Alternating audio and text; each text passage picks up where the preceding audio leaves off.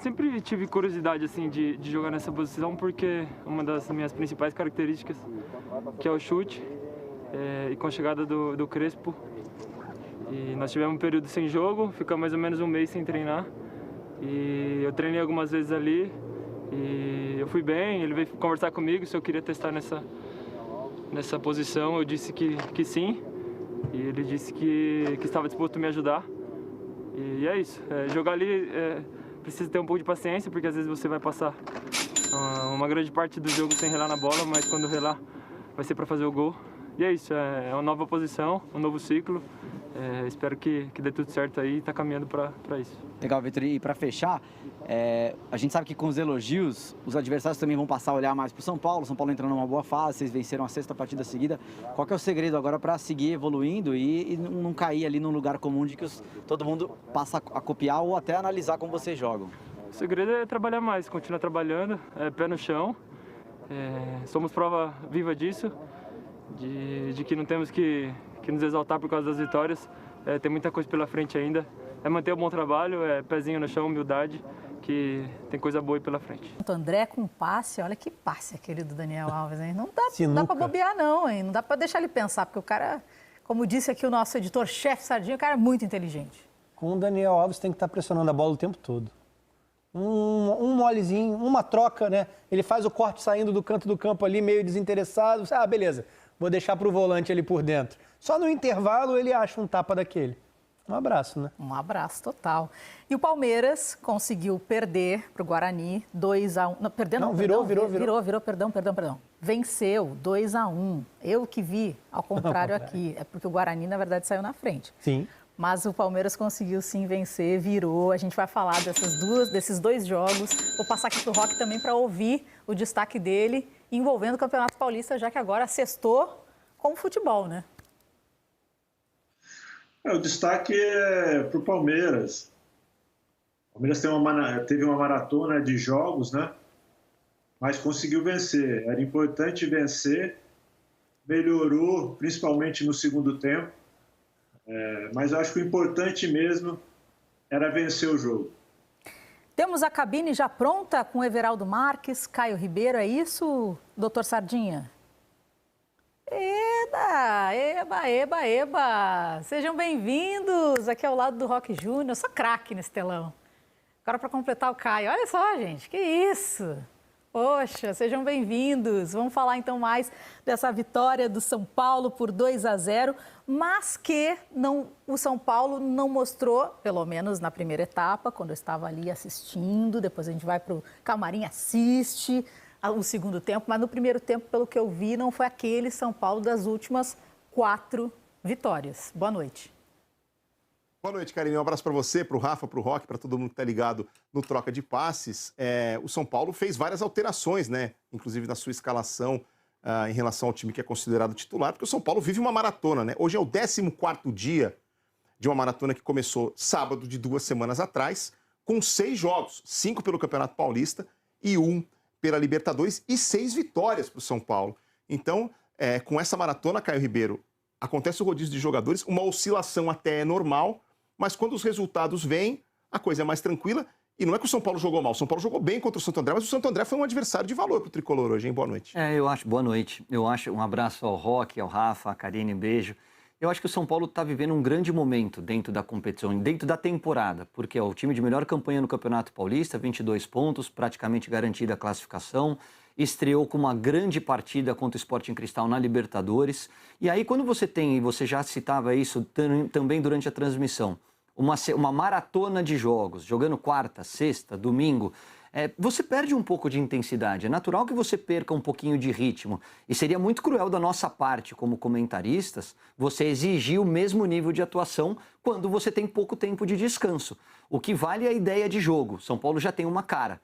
É um time que joga com 3 zagueiros, que marca muito forte lá na frente, que tem muito mais consistência defensiva, sem perder a qualidade, né? Um time que continua criando, tem o melhor ataque da competição, então realmente anima. Não tem nada decidido, muita coisa pela frente, mas o início de trabalho do Crespo até aqui, eu acho que faz o torcedor são paulino sonhar alto para a temporada. A gente falava isso até no nosso pré-jogo aqui no Sport TV, antes da bola rolar também com o Alexandre Losetti, e hoje nós vimos mais uma vez como o São Paulo tem elenco, né? Não só um time, porque a equipe do ano passado, que disputou o título brasileiro, uma peça... O Luciano machucou. Nossa, foi um sacrifício para o São Paulo, né? Aí saiu o Brenner, a gente não teve reposição à altura. Uma peça daquele time base que saísse, o São Paulo sofreria demais. Em 2021, tem mais peças, roda o elenco e o nível de qualidade se mantém lá em cima. É isso, por isso que o São Paulo tende a ser extremamente competitivo. O Rafa também fala bastante disso no Troca e a gente sempre chama atenção. Como é que você quer usar a sua base? Você usa por convicção ou você usa por necessidade? Quando você usa por convicção, a tendência é que as coisas fluam de uma maneira mais natural e que você tenha ganho esportivo e financeiro numa eventual venda. O que aconteceu com o São Paulo na temporada passada era um uso de Cotia, da base e de meninos que são talentosos. E em relação ao ano passado, agora a gente tem o Thales Costa, a gente tem o Rodrigo Nestor, a gente tem o Galeano e o Wellington tendo oportunidades e dando conta do recado. Mas o ano passado era por necessidade. Era porque o Diniz não tinha esse elenco que hoje o Crespo tem à disposição. Então ele olhava para os meninos e falava, eu sei que talvez eu esteja queimando etapas, mas eu preciso de vocês. Hoje não. Hoje você tem o Daniel Alves, você tem o Benítez, você tem o Éder, que vai ser titular dessa equipe, você tem a chegada do Miranda. Então até para os meninos, você entra em campo muito mais leve, muito mais tranquilo. E nós vimos agora há pouco, né, o gol do Vitor Bueno, que foi o gol que fechou essa vitória do São Paulo. Enquanto aqui tem mais uma boa defesa do Thiago Volpi, não, pelo menos umas 4 boas defesas ao longo da partida. O Vitor Bueno, pela segunda vez, recebendo a oportunidade como titular na posição de centroavante e, de novo, deixando a sua marca, fazendo um dos gols do São Paulo. Ele como meia, e assim foi com o Fernando Diniz, ele tem qualidade, ele tem boa leitura, mas ele não tem muita dinâmica. Ele não é um cara que se entregue muito sem a bola, não é um cara que acelere o jogo na fase de construção ali do meio para frente, que são características do trabalho do Crespo que ele está buscando e tentando implementar no time de São Paulo. Por isso que ele, como 9, mais dentro da área, pelo poder de finalização que ele tem, pode ser muito interessante. São 2 jogos e uma sombra aí para o Pablo. E agora a expectativa, Karine, Rafa, Roque, amigos do Troca, é ver como é que o Crespo vai preparar esse time para domingo, porque na quinta-feira o São Paulo tem o Rentistas pela Libertadores da América, então talvez ele também poupe alguns dos jogadores mais importantes do São Paulo nesse domingo, pensando no duelo de quinta-feira, ou faça uma mescla, como fez hoje, né? No time titular, por exemplo, dos 3 zagueiros, a gente teve o Arboleda e o Bruno Alves jogando, com o Miranda entrando ali. Aliás, essa pode ser até a formação contra o Rentistas, já que o Léo foi expulso na estreia contra o Sporting Cristal e é desfalque certo para quinta-feira na Libertadores.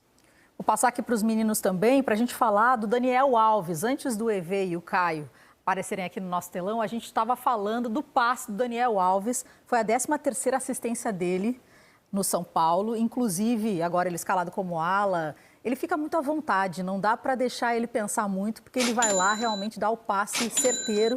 E daí o Vitor Bueno aproveitou de uma forma também ótima e colocou o São Paulo ainda mais na frente. Vou começar aqui pelo Roque. Roque, você que sabe muito bem como é que é também lidar com isso, porque zagueiro, né, nessa hora, se entorta. O caso do Daniel na ala, hoje eu acho que o jeito que o São Paulo joga facilita, né, para que ele jogue como ala, porque ele preocupa mais com a parte ofensiva do que a parte defensiva. Uma outra coisa também que facilita é que o São Paulo marca já no campo ofensivo, então rouba, quando perde a bola já vai para roubar. Então o Daniel não tem que voltar também, né, até o campo defensivo várias vezes para fechar o espaço.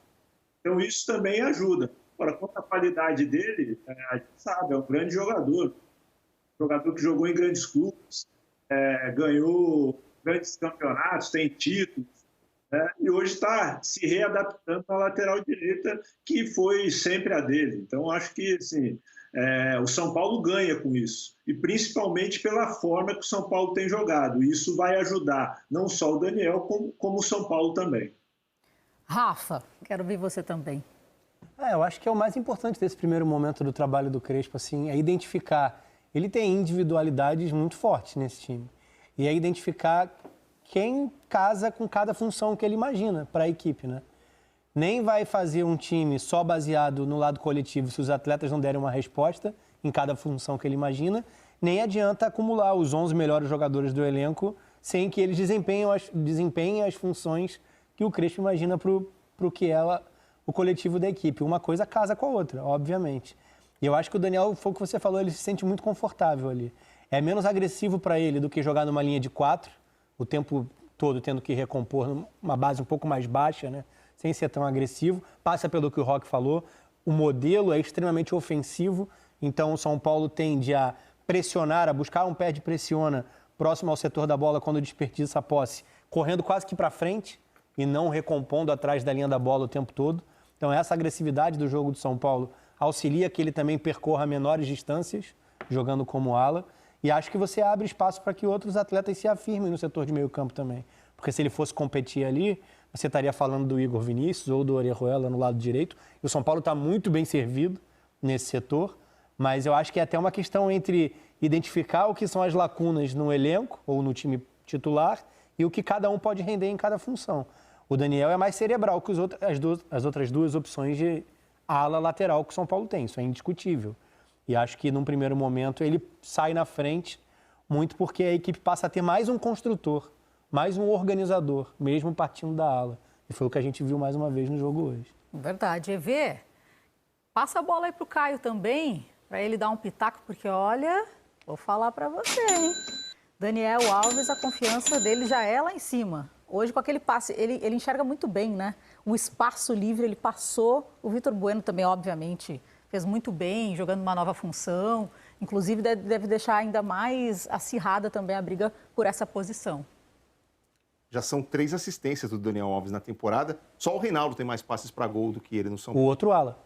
Confiança é uma coisa que não falta ao Daniel Alves. Seja jogando bola, se vestindo, cantando, a autoestima dele é lá em cima. Às vezes a gente até mistura, a gente troca, a gente...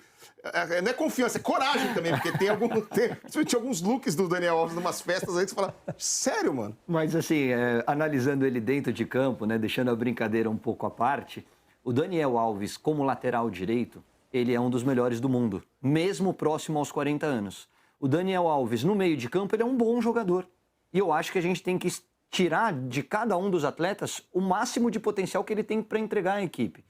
Claro que ele pode jogar como meia, claro que em algumas circunstâncias, né, como a gente estava conversando, quando voltar o Orejuela, quando o Igor Vinícius estiver 100% à disposição, ele pode jogar ali como 5 ou até como um 8, mas aonde ele se sente mais à vontade no campo é pela lateral. E quando você tem uma sobra de 3 zagueiros, ele se preocupa muito mais em atacar do que em recompor e se defender.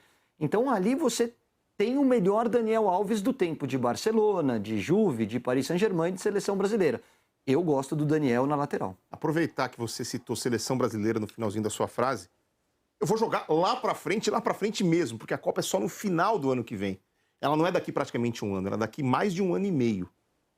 É uma ideia realista imaginar o Daniel Alves em Copa do Mundo, perto dos 40 anos? No meio, não. Se ele resolver jogar como meia, eu acho que ele está descartado. Não, na lateral. Na lateral, aí tem uma coisa que o Roque estava tocando nesse assunto e que a gente tem que analisar com um pouquinho mais de frieza, que é o Tite joga com uma linha de 4 defensiva. E aí você tem obrigações muito mais defensivas do que na construção do meio para frente. Vai te exigir uma intensidade que o Daniel, apesar de ser um craque, de ter uma leitura de jogo fantástica, de ter um trato com a bola, ele joga curto, ele joga longo, ele dá assistência, ele faz gol, ele é um lateral completo. Mas numa Copa do Mundo, pelo nível de intensidade, de enfrentamento que se tem, ele perde um pouco. O que pesa ao lado dele? A favor dele? O histórico e o fato de ninguém ter assumido essa camisa 2. Hoje não tem um titular da lateral do Tite. Por isso o Dani pode voltar a sonhar. Mas só fazendo um exercício de futurologia bem distante mesmo, porque a Copa é daqui mais de 1 ano e meio.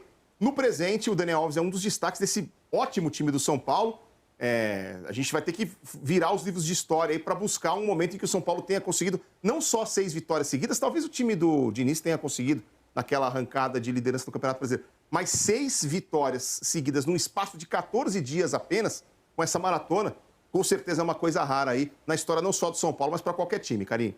E aqui na hashtag Troca de Passe está tudo...